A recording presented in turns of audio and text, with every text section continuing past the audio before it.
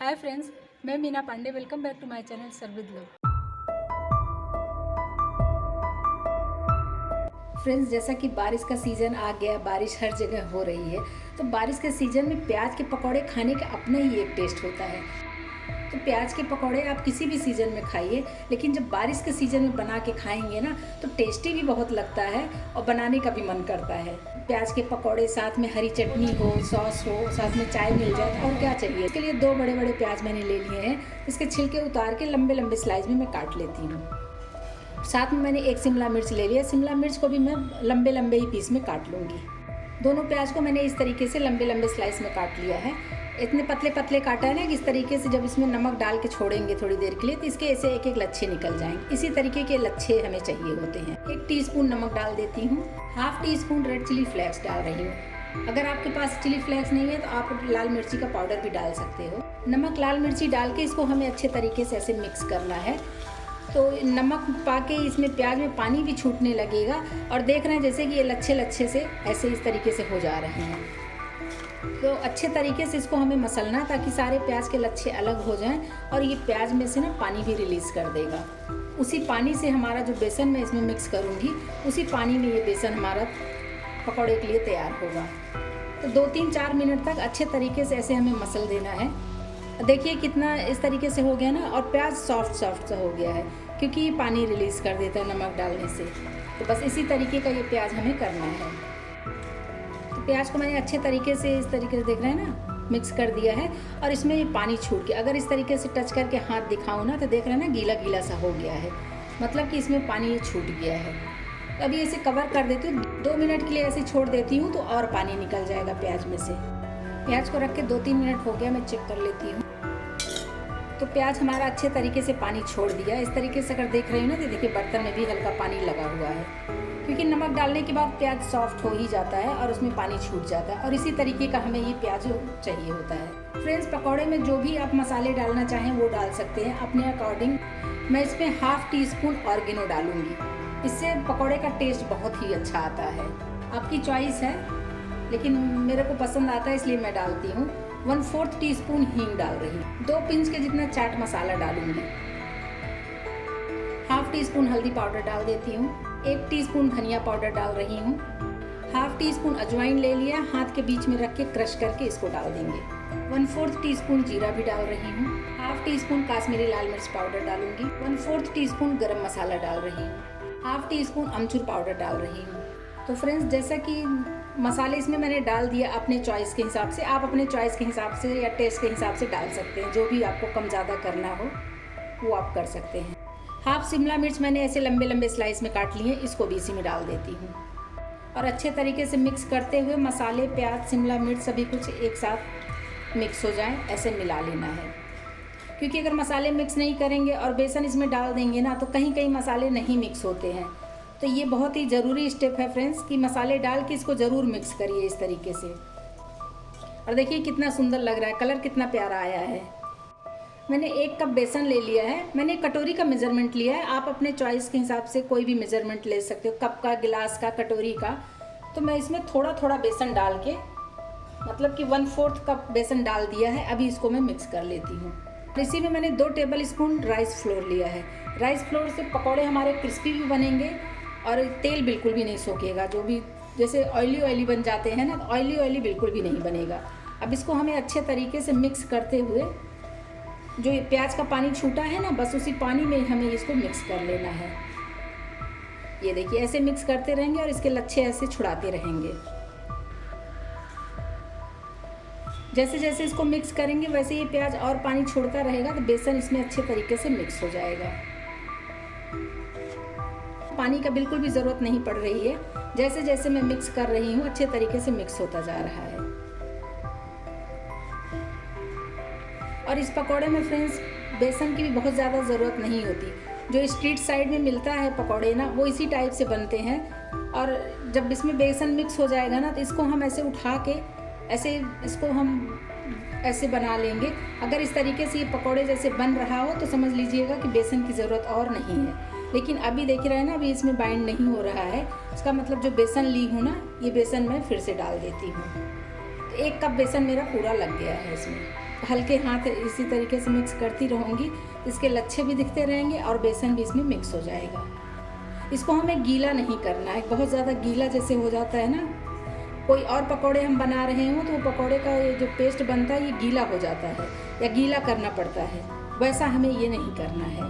ये मिक्स करते रहेंगे तो बेसन इसमें ये देखिए कोट हो जाएगा और ये लच्छे भी ऐसे अलग अलग ही रहेंगे। तो फ्रेंड्स इतने तक ये बन गया है, अब ये और गीला नहीं होगा। इसमें थोड़ा सा पानी का छिट्टा मार देते हैं, हल्का सा 1 टेबल स्पून जितना पानी ली हूँ, हल्का सा ऐसे पानी का छिट्टा मार के इसको हम मिक्स कर लेंगे। इसीलिए पहले पानी नहीं डालते हैं कि जितना भी प्याज के पानी से ये हमारा बेसन गूंद जाए, मिक्स हो जाए, तो पहले इसीलिए पानी हमने नहीं डाला है। अभी इस तरीके से बाइंड हो रहा है ना, ये थोड़ा सा पोर्शन उठा के हम इसको चेक कर लेते हैं। तो ये देखिए ये ले लिया है, ये चारों तरफ से ऐसे दबा के देख लेती हूँ। ये देखिए ये बंध रहा है ना, इसका मतलब है कि और पानी डालने की ज़रूरत इसमें नहीं है। इसी में थोड़े से करी पत्ते मैंने काट लिए, करी पत्ता डाल देती हूँ।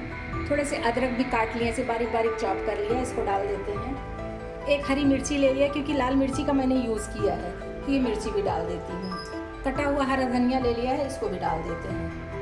ये सब अगर पहले डालते फ्रेंड्स तो जब हाथ से मिक्स कर रहे हैं पूरा मिक्स हो जाता ना, क्योंकि हमें थोड़ा प्रेशर लगा के मिक्स करना था, इसीलिए इस स्टेज पे ये सब डालेंगे हम। थोड़ा सा कसूरी मेथी ले लिया, ये भी इसी में डाल देती हूँ। अभी इन सबको भी एक साथ में मिक्स कर देते हैं कि इस तरीके से ये बैटर बन के इसका तैयार है। जैसे आटा के लिए आटा बनाते हैं रोटी के लिए ना, उसी टाइप से ये बना है, क्योंकि इसको हमें लिक्विड में नहीं बनाना है। तो बस इसको जो है ऐसे छोटे बड़े जैसे भी आपको चाहिए, हल्के हाथ से इस तरीके से ये देखिए ऐसे पकौड़े जैसे बना के इसी तरीके से हम तेल में फ्राई कर लेंगे। तो फ्रेंड्स इसको तो मैं कुछ तेल में फ्राई करूँगी, लेकिन कुछ मैं एयर फ्रायर में भी बनाऊँगी। जैसे कुछ लोग हैं ऑयल फ्री खाना चाहते हैं, तो उनके लिए ये हम एयर फ्रायर में बना के तैयार कर सकते हैं। एयर फ्रायर हो या ओवन हो, कुछ भी आप बना के तैयार कर सकते हो, चाहे एयर फ्रायर में चाहे ओवन में, माइक्रोवेव ओवन जो भी कुछ है आपके पास, इसी तरीके से बना के फ्राई कर सकते हैं। तो फ्रेंड्स एयर फ्रायर में जो रखूँगी ना, उसके लिए मैंने ट्रे ले लिया है, और ये जो फूड रैपिंग पेपर होता है ना, इसको मैंने ले लिया है। चाहे तो बटर पेपर या फूड रैपिंग पेपर कुछ भी इस पर आप ऐसे डाल सकते हो। ये बैटर हमारा बन के तैयार हो गया है। इसी में 1 टेबल स्पून में गरम तेल डाल रही हूँ, इसको डाल के भी मिक्स कर दूंगी, क्योंकि एयर फ्रायर में जो हम बनाएंगे ना उसमें ऑयल का बिल्कुल भी यूज़ नहीं होगा।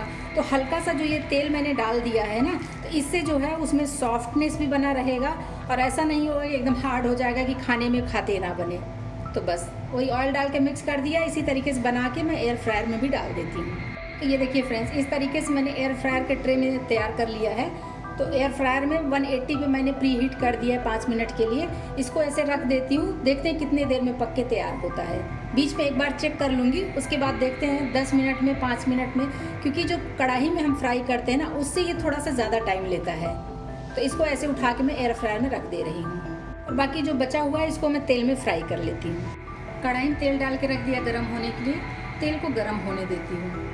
तेल देखने से लग रहा है गर्म हो गया, एक छोटा सा पीस डाल के मैं चेक कर लेती हूँ। फ्रेंड्स जो स्ट्रीट साइड में पकौड़े मिलते हैं ना, उसका कोई शेप नहीं होता, बस ऐसे उठाते जाइए और इसको ऐसे डालते जाइए। बस इसी तरीके से मैं भी उठा के ऐसे डाल दे रही हूँ। कढ़ाई में जितना आ गया उतना मैंने डाल दिया है, इसी तरीके से आपको भी डालना है। ऐसा नहीं कि पूरे कढ़ाई में एकदम भर दीजिए। बस इसी तरीके से इसको मैं स्लो टू मीडियम गैस पे पकाऊंगी। हाई गैस रहेगा तो बीच में कच्चे रह जाएंगे ना, ऊपर नीचे से पक जाएगा, मगर बीच में तो कच्चे रह जाएंगे। तो इसको मैं ऐसे पकने देती हूँ। तब तक जो मैंने एयर फ्रायर में रखा है ना, उसको मैं चेक कर लेती हूँ। इसको एक बार मैं पलट देती हूँ, और देखिए कढ़ाई में नीचे लग भी नहीं रहा है।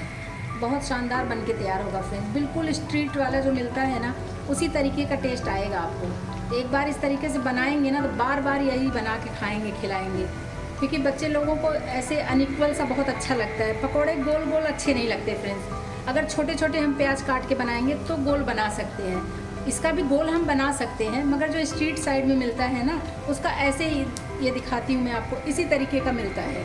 ये प्याज के लच्छे ऐसे दिखते रहते हैं। तो बस इसीलिए मैंने इसी तरीके का बनाने के लिए सोचा कि आज ऐसे बना लेते हैं। तो बस इसको मैं उलट पलट के क्रिस्पी हम पका लेंगे।